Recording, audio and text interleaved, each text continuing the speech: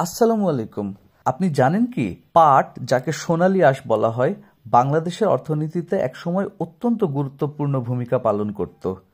1850 সালে ব্রিটিশ শাসনকালে যখন প্রথম পাটের বাণিজ্যিক উৎপাদন শুরু হয়, বাংলাদেশের নদী উপত্যকা, এ অঞ্চলের মাটির গুণমান ও আবহাওয়া পাট চাষের জন্য বিশেষ উপযোগী ছিল।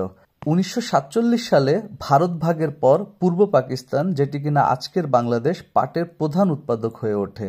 ঢাকার নারায়ণগঞ্জ সহ আশেপাশের আরও বেশ কিছু অঞ্চল জুড়ে অনেক মিল কলকারখানা স্থাপিত হয়, যা পাট রপ্তানির জন্য বিশ্বব্যাপী অত্যন্ত গুরুত্বপূর্ণ ভূমিকা পালন করে। 1950 থেকে 1970 সাল পর্যন্ত পাটের জন্য ছিল সোনালী সময়। এ সময় বাংলাদেশের পাট পৃথিবীর প্রধান পাট রপ্তানিকারক দেশ হিসাবে পৃথিবীব্যাপী সমাদৃত হয়।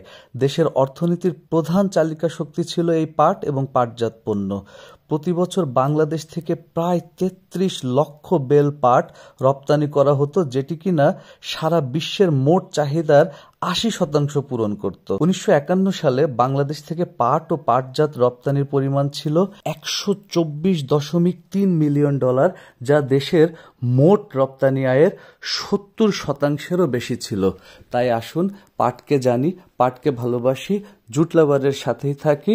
আসসালামু আলাইকুম।